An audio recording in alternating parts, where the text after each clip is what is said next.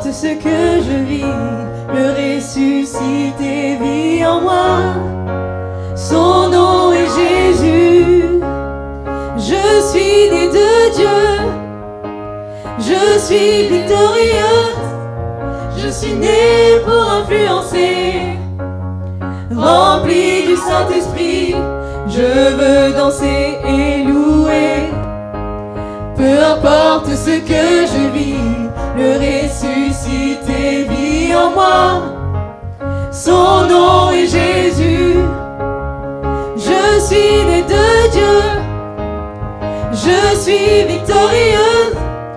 Je suis né pour influencer. Rempli du Saint-Esprit, je veux danser et louer. Peu importe ce que je vis, le ressuscité vit en moi. Son nom est Jésus. Je suis né de Dieu. Je suis victorieuse. Je suis né pour influencer. Rempli du Saint-Esprit, je louerai son nom, je louerai son nom, je louerai son nom. Je suis un conquérant, je louerai son nom, je louerai son nom. Je suis un conquérant, je louerai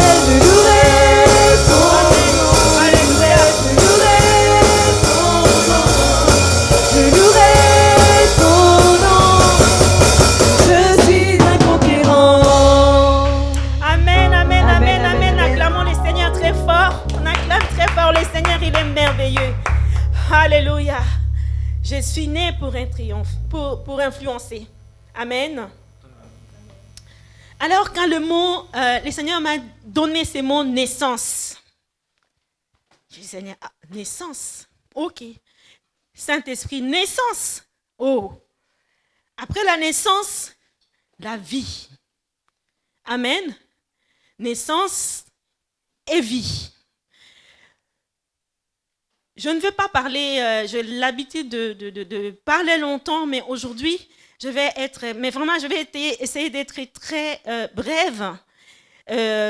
Merci Saint-Esprit, parce qu'il a déjà commencé et il va te transmettre aussi en ces quelques minutes que nous avons, juste ce qu'il voulait te transmettre. Écoute-moi bien, c'est mon naissance. Naissance et vie. Amen. Alors, quand je regardais, bon, je sais, hein, la naissance, tout le monde connaît. Hein. Quand il y a naissance, il y a une vie. Né. Donc, il y a quelqu'un qui vient de naître. Amen. C'est quoi une naissance? La signification de naissance. La naissance, c'est le commencement de la vie. Amen. Le commencement de la vie. Je sors de l'organisme maternel, né pour influencer. Pour qu'il y ait une naissance, il faut sortir de l'organisme maternel. Quand il y a une naissance, il y a une vie. Et je me suis dit, Seigneur, la naissance, ok, la vie. Quand je dis naissance, la vie, tout le monde dit, je peux me dire, oh, il y a une vie quelque part. Ok, un enfant est né quelque part. Quand il y a une naissance, il y a un tremblement de terre. L'ennemi, le diable, n'aime pas quand il y a une naissance. Parce que quand il y a une naissance, tu vas avoir quelque chose. Cette naissance, cet enfant, donc, qui est né, va quelque part influencer. Et le diable a souvent peur quand il y a une naissance. Ah, peut-être que celui-là qui vient de naître sera un Josué. Peut-être il sera une Esther. Peut-être ça sera un Samuel. Peut-être. Amen. Là, nous sommes en train de vivre des moments particuliers. Des moments particuliers pendant ces temps de confinement où on a besoin chacun d'une nouveauté. On a besoin de quelque chose de nouveau. Et à la recherche de cette nouveauté, des fois l'ennemi nous distrait et nous fait oublier la priorité. Cette priorité que Dieu nous a donnée dans sa parole. Donc là, j'ai parlé de mon essence, vie. Et je vais parler du deuxième tranche donc, de ces messages, de ces mots. C'est enfant et bénédiction. Enfant égale bénédiction. Quand il y a une naissance, il y a une vie. Quand il y a la vie, il y a un enfant qui est né. Quand tu as un enfant, il y a une bénédiction. Amen. J'ai un enfant, il y a une bénédiction derrière. Et c'est pour cela que l'ennemi n'aime pas l'histoire de la vie. Je voudrais te dire, mon frère, ma sœur, amen. Je voudrais t'interpeller au sujet de la naissance, au sujet d'un enfant. Quand on m'a proposé d'apporter ces messages, je sais ce que j'ai dit au pasteur. Ah, mais je ne pourrais pas parce que je suis déjà prise. C'est la semaine où il y a, c'est la semaine de la journée des droits de l'enfant. Ah. Après, je me suis dit, bon, de toutes les façons, toutes les manifestations ont été annulées. Bon, je vais quand même être là. Je vais prier et on verra ce que le Seigneur va faire. Droit de l'enfant. Toute cette semaine passée, on nous a parlé des droits de l'enfant. Alors j'ai dit, Seigneur, ce même jour, ce week-end, donc, de samedi, vendredi, samedi, dimanche, je devais être en train de parler d'un sujet sur la thématique du droit de l'enfant. Et voilà qu'on me propose d'apporter la parole et Dieu me dit de parler de la naissance. Pendant ces temps, oui, de confinement, un temps difficile que nous vivons, c'est chacun pour soi. Chacun est en train de réfléchir comment il peut survivre, qu'est-ce qu'il peut faire pour s'en sortir. Mais il y a très peu qui pensent à la génération de demain, aux enfants. Ces enfants qui sont, qu'on les veuille ou non, directement impliqués par les décisions qui sont prises par les adultes aujourd'hui et que ces décisions vont avoir un impact plus tard dans leur vie. Alors je voudrais juste te dire, toi enfant que tu es là, tu es né pour influencer. Peu importe ce qui se passe aujourd'hui. Je vais dire à ta maman et à ton papa qui s'inquiètent au sujet de toi que tu es né pour influencer. Dieu veut réveiller les papas et les mamans aujourd'hui pour les enfants. Et la formule que Dieu m'a donnée pour toi aujourd'hui, retiens, c'est quelques lettres, c'est SPDP. SPDP. S comme survie, P comme protection, D comme développement, P comme participation. Si tu as compris ça, papa et maman, c'est à toi que je parle. Même toi qui n'as jamais accouché, c'est possible que tu sois un papa et une maman. Dieu nous donne des enfants, même les enfants spirituels. Toi, serviteur de l'Éternel, Dieu t'a donné des enfants. Alors la formule, c'est celle-ci. S comme survie, P comme protection, D comme développement, P comme participation. Survie, protection, développement, participation. J'ai dit, Seigneur, attends. C'est complètement, c'est des droits de l'enfant. C'est des droits de l'enfant dont tu me parles. Je n'ai jamais fait ni pensé que dans la Bible, au fait même que c'est des chrétiens, c'est un chrétien qui a initié ces droits. J'étais moi-même étonnée. Il a fallu que je pose des questions au Seigneur, que je demande au Seigneur, ce week-end, oui, un week-end du 20, 21 et 22 jours aujourd'hui, de droits de l'enfant. Cette semaine, on entend partout à la télé parler des droits de l'enfant. Ces droits qui ont été adoptés par les Nations Unies en 1989. Mais je veux te dire, mon frère, ma sœur, que ces droits, avant d'être adoptés, il a fallu qu'il y ait un chrétien qui se lève, un chrétien qui avait la compassion pour les enfants. Ce chrétien a prié et a été inspiré par ces droits en 1900. Il a fallu 89 ans pour que ces droits soient adoptés par les Nations Unies. Ce chrétien qui s'appelle Eglantine Jebb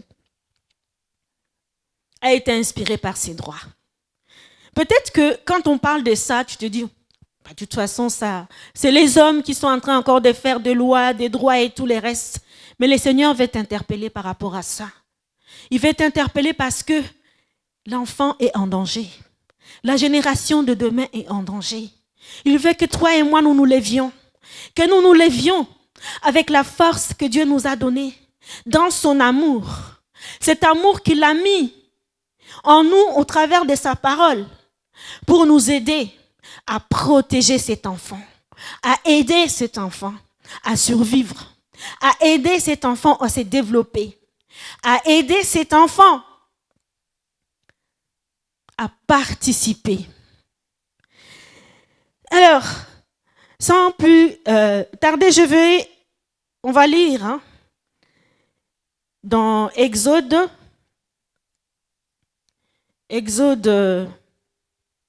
1, à partir du verset 15 à 21, ou même 22. Ensuite, nous allons poursuivre dans 2, à partir du verset 1 jusqu'à 10. Le roi d'Égypte parla au sujet des sages-femmes des Hébreux, nommées l'une Shifra et l'autre Pua. Il leur dit, quand vous accoucherez les femmes des Hébreux et que vous les verrez sur les sièges, si c'est un garçon, faites-le mourir. Si c'est une fille, laissez-la vivre. Mais les sages-femmes craignirent Dieu et ne firent point ce que leur avait dit le roi d'Égypte. Elles laissèrent vivre les enfants. Le roi d'Égypte appela les sages-femmes et leur dit, « Pourquoi avez-vous agi ainsi? Et vous avez laissé vivre les enfants. » Les sages-femmes répondirent à Pharaon, « C'est que les femmes d'Hébreux ne sont pas comme les Égyptiennes. Elles sont vigoureuses et elles accouchent avant l'arrivée de la sage-femme. Dieu fit du bien aux sages-femmes et le peuple se multiplia et devint très nombreux parce que les sages-femmes avaient eu la crainte de Dieu. Dieu fit prospérer leur maison. » Amen. Alors, au chapitre 2, un homme de la maison de Lévi avait pris pour femme une fille de Lévi. Cette femme devint enceinte et enfanta un fils. Elle vit qu'il était beau et elle le coucha pendant 3 mois. Ne pouvant plus le cacher, elle prit une caisse de jonc qu'elle conduisit de bitume et de pois. Elle y mit l'enfant et le déposa parmi les roseaux sur les bords du fleuve. La sœur de l'enfant s'étend à quelque distance pour savoir ce qui lui arriverait. La fille de Pharaon descendit au fleuve pour se baigner et ses compagnes se promenèrent le long du fleuve. Elle aperçut la caisse au milieu des roseaux et elle envoya sa servante pour la prendre. Elle l'ouvrit et vit l'enfant.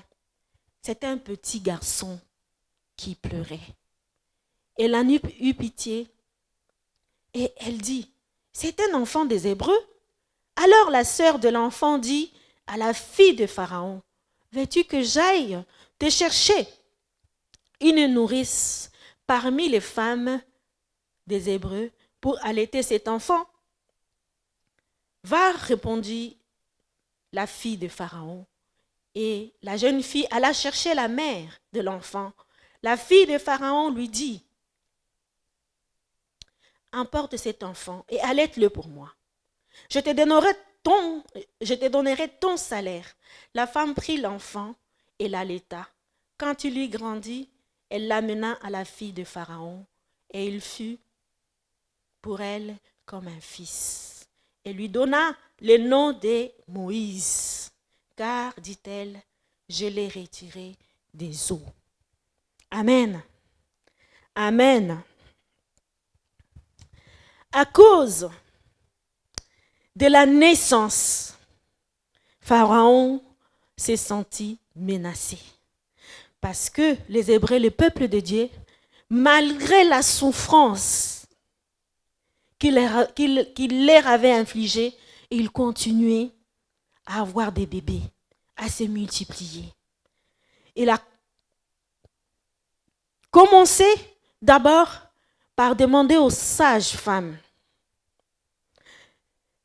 Et il leur a ordonné de tuer tous les enfants nés des Hébreux s'ils étaient garçons. Mais ces sages-femmes, parce qu'elles avaient la crainte de Dieu, elles avaient la révélation de ce qu'est une naissance. Elles n'ont pas voulu tuer ces enfants. Et Dieu leur a donné la sagesse, même devant Pharaon, quand Pharaon les a appelés. Et Pharaon, triste et en colère, continuait à chercher des ruses, des moyens pour que le peuple de Dieu ne se multiplie plus, pour qu'il n'y ait plus de naissance. Alors que nous sommes interpellés ces derniers temps sur les droits de l'enfant, alors que Dieu a donné cette formule qui est là aujourd'hui, alors que tu viens d'entendre cette parole, des témoignages des Shifra et des Pua, le Seigneur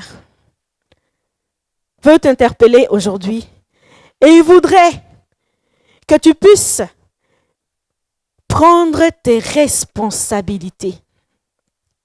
Prendre tes responsabilités en tant que parent. Il voudrait que toi, l'enfant qui m'écoute, que tu saches que Dieu t'aime et que Dieu veut t'élever. Et que le plan de Dieu pour toi, c'est que tu sois épanoui. Il veut que tu grandisses. Notre attitude en tant que chrétien doit refléter l'attitude de Dieu et nos actions refléter sa personnalité. Amen. L'exemple de la survie donc, que Dieu nous a donné, c'est l'exemple de Moïse. Parce que Moïse est né, parce que les sages-femmes ont obéi, elles ont été bénies avec leur maison et avec leur famille. Elles n'ont pas voulu tuer les enfants. Parce que la fille de Pharaon a accepté de garder cet enfant dont personne ne voulait, dont Pharaon ne voulait pas. Elle a été bénie et sa maison a été bénie. Quand on lit toute l'histoire dans la Bible, toutes les personnes que Dieu a utilisées pour aider Moïse, cet enfant à grandir, que ce soit sa mère, sa sœur, la fille de Pharaon, tous, ils ont été bénis. Pourquoi? Parce que Dieu avait un plan. Il avait un plan, il avait choisi Moïse pour libérer son peuple de l'esclavage. Souvent, nous les parents, quand on voit un enfant, même à la maison, il y a un sujet ou il y a un problème, on ne laisse pas l'enfant s'exprimer. Et quand on ne laisse pas l'enfant s'exprimer, on oublie que Dieu, la Bible nous dit que Dieu va utiliser dans les derniers jours les enfants pour confondre les sages de ce monde. Moi, j'ai des témoignages extraordinaires chez moi. Des fois, et plusieurs fois même, le Seigneur m'a fermé la bouche, le Saint-Esprit m'a fermé la bouche au travers de la parole d'un enfant. Dieu veut qu'on laisse les enfants participer. Participer aussi dans des décisions. Ce n'est pas parce que cet enfant doit participer dans des décisions que le Seigneur veut qu'il puisse aussi désobéir à l'adulte. L'adulte reste un adulte. L'enfant doit respecter l'adulte, malgré les droits qui sont là. Oui, l'adulte a le droit d'aider à cet enfant à survivre. Il a le droit de le protéger. Tu as le droit à l'aider à se développer. C'est pourquoi on envoie les enfants à l'école. Il a besoin de l'instruction. Il a besoin de participer.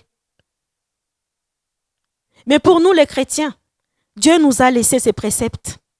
Il nous a donné un bon cadre pour aider ses enfants à s'épanouir, à grandir un jour et à être des serviteurs. Alors je voudrais t'interpeller aujourd'hui au sujet de cette naissance. De la naissance, te donner ce désir d'avoir envie d'avoir une naissance à la maison, d'avoir envie de protéger une vie, peut-être à côté de toi. Il y a une vie qui est en train de galérer, il y a une vie que l'ennemi est en train d'exploiter, il y a une vie que l'ennemi est en train d'utiliser. Et toi, tu es là, tu regardes et tu observes et tu ne fais rien. Lève-toi, agis. Aide cet enfant par cette formule que je viens de te donner. Tu vas te dire peut-être que tu n'as pas de moyens financiers. Pas seulement par des moyens financiers. Ça peut être par un conseil. Ça peut être par des directives que tu vas lui donner. Chaque fois quand il y a une naissance, moi je compare une naissance par une lumière. Dans les ténèbres, Dieu nous a donné plein de lumière autour de nous. Plein d'enfants. Toi, papa et maman, dans la maison, dans la famille.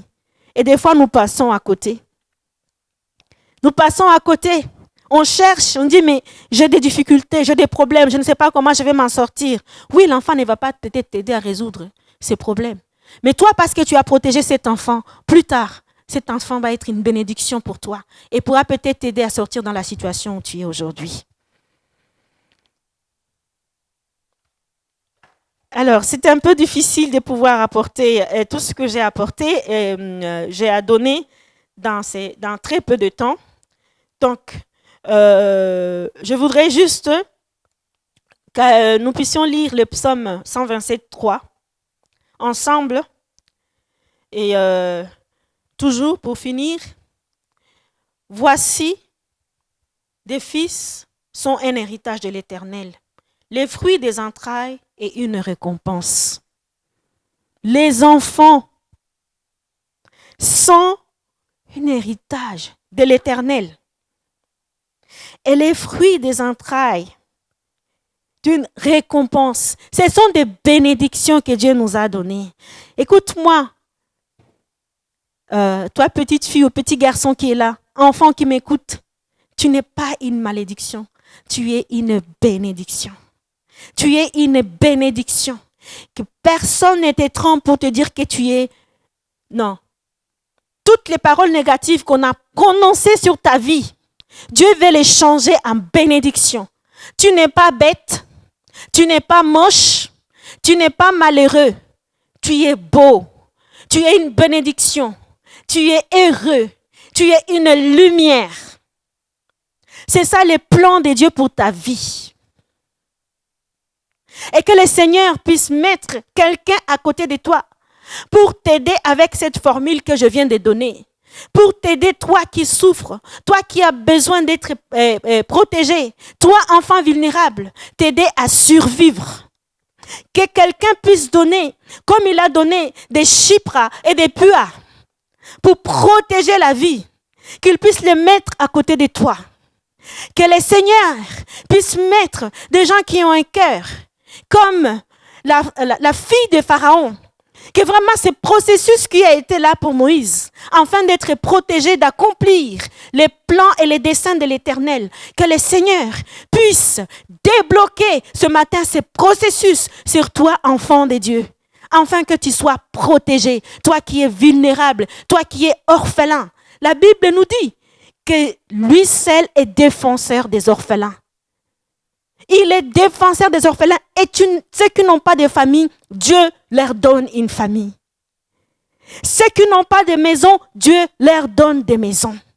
Alors mon frère, ma soeur, sois cet instrument ce matin qui va être un instrument de SPDP, un instrument de survie pour un enfant, un instrument de protection pour l'enfant, un instrument de développement pour un enfant, un instrument qui va aider un enfant à participer afin d'être épanoui et de grandir dans l'amour de Dieu.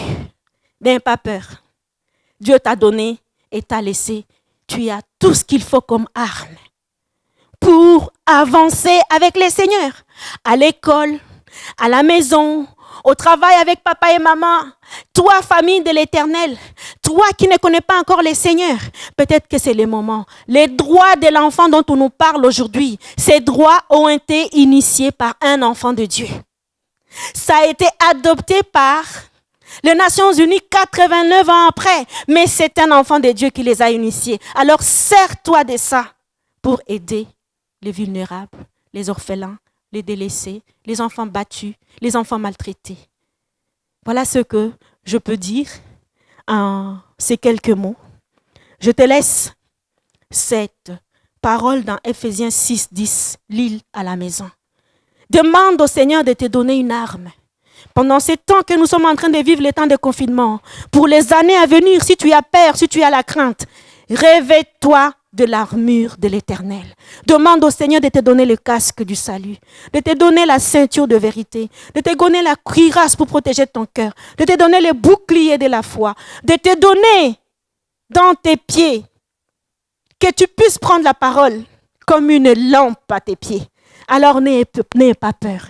Papa, maman, enfant, n'ayez plus peur. Dieu est là. Il aime les enfants. Lui-même, il a dit dans sa parole, laissez venir en moi les petits enfants, car le royaume des cieux leur appartient.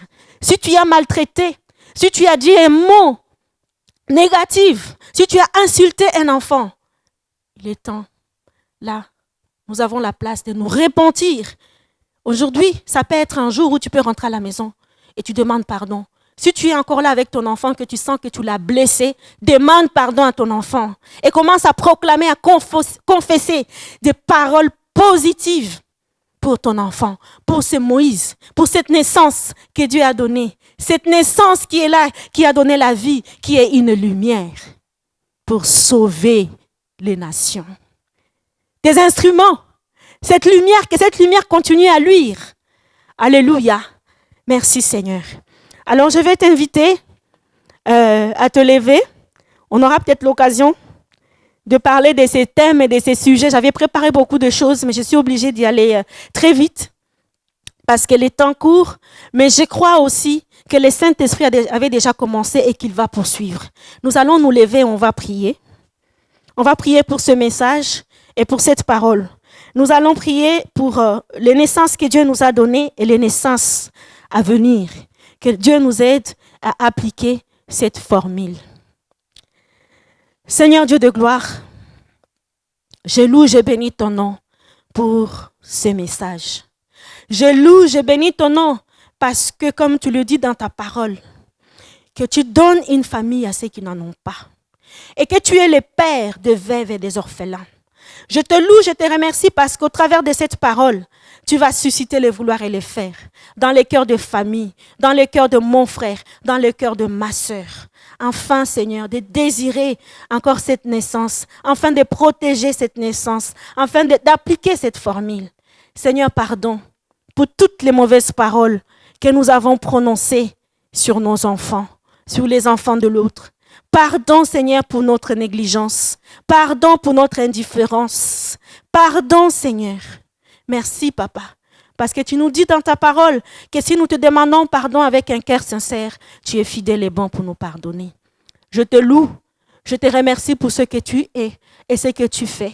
Saint-Esprit, qu'au travers de ces messages, qui est des mamans aujourd'hui, Seigneur, qui est des papas aujourd'hui, qui vont décider de s'élever, et que dans les jours à venir, qu'il y ait un témoignage, des témoignages par rapport à l'épanouissement des enfants. Tu m'as béni à me donner des enfants que tu m'as donnés. Je ne savais même pas que j'allais servir avec eux aujourd'hui, mais toi, tu as voulu que ça soit comme ça. Bénis mon frère, bénis tes serviteurs, bénis aussi, Seigneur. Oh oui, chaque papa et maman présents ici, au nom de Jésus. Amen.